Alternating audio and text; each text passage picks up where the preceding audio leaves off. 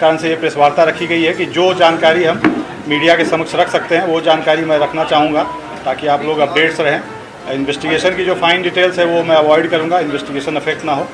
और कुछ जानकारियाँ जो एसआईटी के परव्यू में होगी, जो एसआईटी 3 सदस्यीय बनी है उनके परव्यू में है, तो वो भी मैं अवॉइड करूँगा।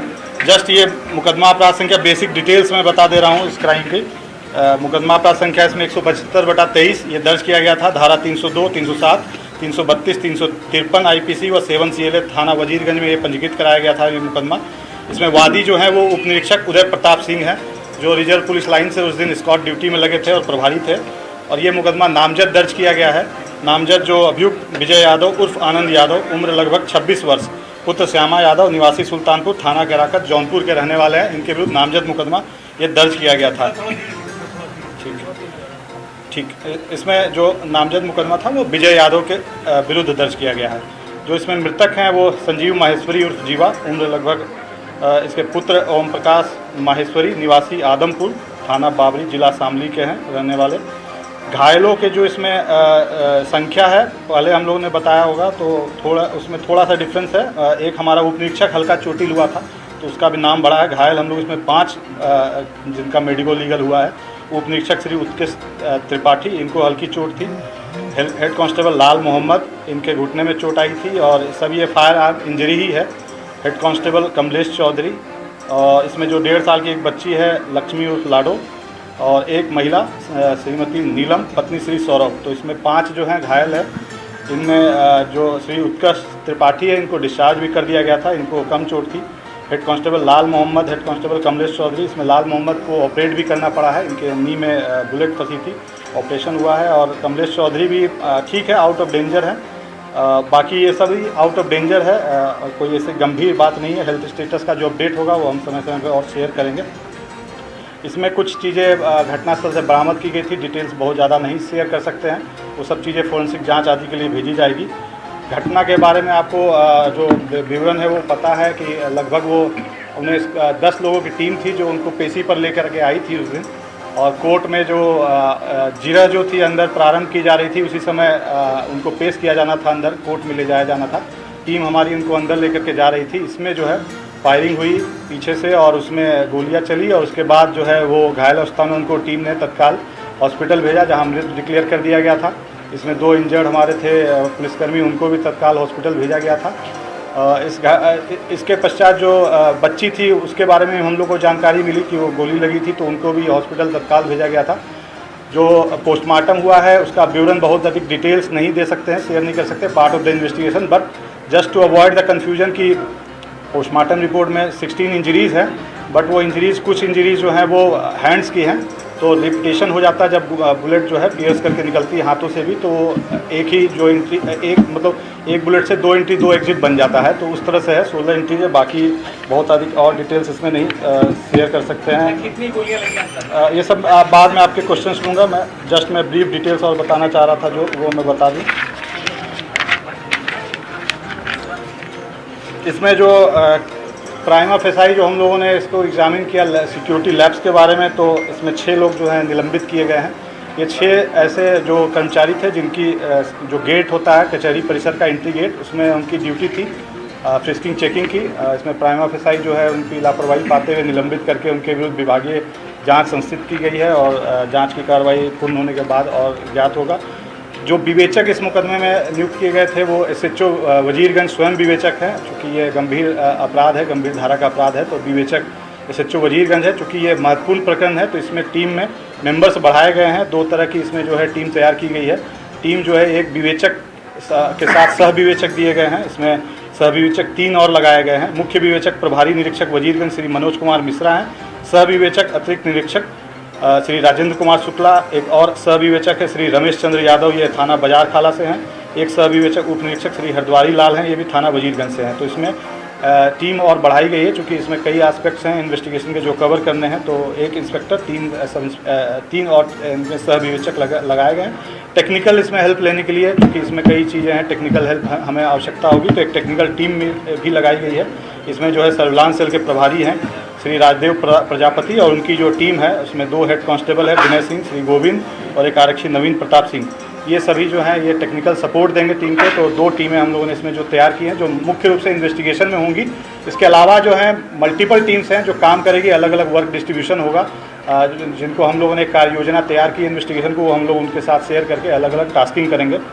इसके अलावा जो सिक्योरिटी का एस्पेक्ट है उसमें SIT जो है गठित की गई है। जैसा कि आप सभी जानते हैं 3 वरिष्ठ अधिकारियों के नेतृत्व में आज जो है SIT के द्वारा ही एक मीटिंग कॉल की गई थी, जिसमें दोनों बार एसोसिएशन के सम्मानित लोग बैठे थे।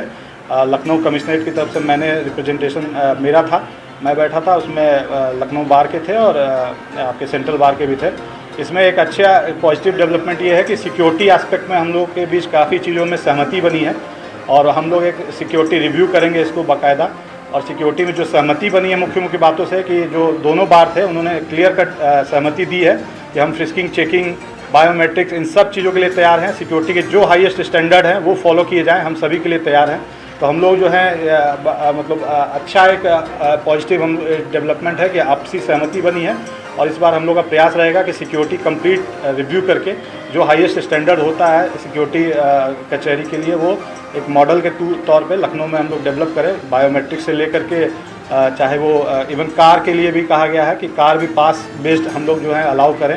तो वो सभी चीज़ों की सहमति बनी है। ये मीटिंग SIT के द्वारा कॉल की गई थी। उसके बाद जो है हम लोग बार एसोसिएशन के साथ कंटिन्यूस टच में रहेंगे और मल्टीपल बैठक्स होगी और इसको जो है किस तरह से फाइनल चीज़ें कौन से गेट से एंट्री होगी, वादकारियों की अलग करने की बात है, अधिवक्ताओं के जो है एंट्री अलग करने की बात है। तो इन सबों के लिए हम लोग अलग मल्टीपल बैठक्स करके फाइन ट्यूनिंग करेंगे। माननीय न्यायालय से भी इसमें उनसे भी जो है वार्ता करेंगे, सुझाव लेंगे। सभी का सुझाव लेने के बाद एक अच्छी सिक्योरिटी स्कीम हम लोग इसमें तैयार करा रहे हैं।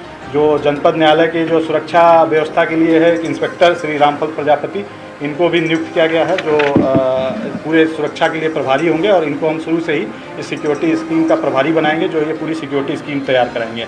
तो मुख्य रूप से ये सिक्योरिटी का अपडेट था। और जो इसमें इन्वेस्टिगेशन का पार्ट है उसमें जैसा आप लोग पता है जो मुख्य अभियुक्त था मौके से ही उसको पकड़ा गया था, बाद में इलाजरत रहा।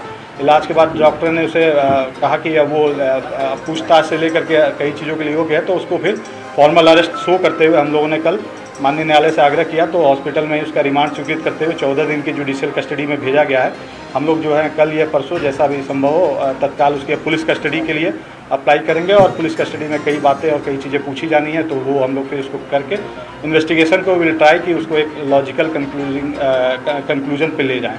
तो ये मेरा जस्ट एक ब्रीफ था। बाकी आप लोग जो क्वेश्चन है कल अप्लाई करेंगे PCR कल संभवतः कल करेंगे। वो एप्लीकेशन तैयार की जा रही है, हमारे जो लीगल एडवाइज़र हैं वो उसको वेट करेंगे। उसके बाद हम लोग संभवतः कल वो पुलिस कस्टडी के लिए डालेंगे। फिलहाल एक FSL टीम जो है वो मौके पे वहाँ पर सीन रिक्रिएशन का भी कर रही है, तो वो आप लोग चाहें उसको कवर भी कर सकते हैं। पूछताछ हुई थी, क्या उसने किसी का नाम लिया? देखिए कुछ बातें पूछताछ में निकल के आई हैं बट वो पार्ट ऑफ द इन्वेस्टिगेशन है, अभी उसको हम लोग शेयर नहीं कर सकते हैं। जो भी उसने बताया है हर चीज़ हम लोग वेरीफाई करेंगे, अलग अलग टीमें बनाएंगे और सब वेरिफिकेशन के बाद जो उसमें सत्यता निकलेगी उसके आधार पर आगे की कार्रवाई की जाएगी। सर हथियार कहाँ से मिला था? कहा जा रहा है कि हथियार बहराइच से मिला था उसको। देखिए वो रिकवरी हुई है आर्म्स की, वो कहाँ से मिला है, स्रोत क्या था, वो सब पार्ट ऑफ द इन्वेस्टिगेशन है। हम लोग उसको अब जब पुलिस कस्टडी में लेंगे पूछताछ करेंगे और उसके बाद जो जानकारी डेवलप होगी उसके आधार पर फिर आगे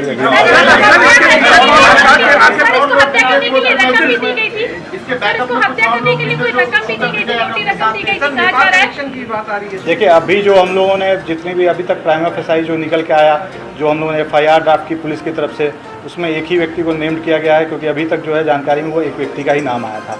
बाकी इन्वेस्टिगेशन में और चीज़ें निकल के आ रही हैं, उसको हम लोग इंट्रोगेशन में जैसे जैसे आता है वेरीफाई करते हैं। यदि और कोई किसी और व्यक्ति का रोल आता है तो बिल्कुल उसकी भी अरेस्टिंग होगी और आगे कार्रवाई होगी। सर इसके बैकअप में लखनऊ में रहा, लखनऊ में कहाँ पर ठहरा हुआ था, क्या कुछ जानकारी लगी? क्योंकि जौनपुर से लखनऊ में आके घटना को अंजाम दिया। नहीं, इसमें कुछ बातें निकल के आई हैं, बताया गया है लखनऊ आने का भी प्रोग्राम और कुछ है, बट वो सब चीज़ें चूँकि इन्वेस्टिगेशन है, हम नहीं चाहते हैं कि वो चीज़ें बाहर आएँ और फिर हमारा एविडेंस टेम्परिंग हो या कोई एविडेंस डिस्ट्रॉय हो। कई जगह से हमें फुटेज आदि लेने हैं, सारी चीज़ें हम होनी है, विवेचना का पार्ट है।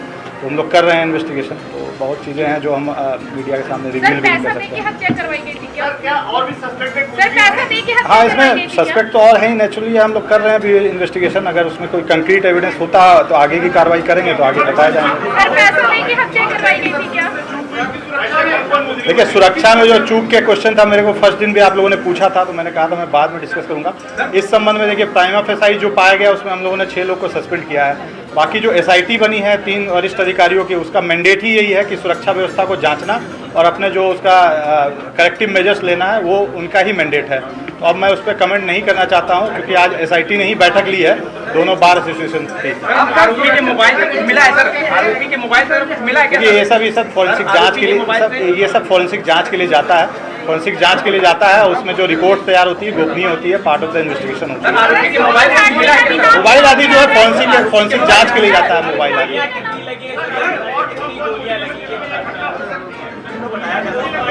भाई देखिए, 16 इंजरी रिपोर्ट्स हैं, 6 राउंड गोलियां हैं, तो 6 का ही आप 6 डबल कर लीजिए, 12 एंट्री एग्जिट हो गई। 4 आप देखेंगे हैंड्स के हैं, दोनों मतलब एक हैंड्स पे 4 है एंट्री उंट्री है, एंट्री तो 12 + 4 16 वो।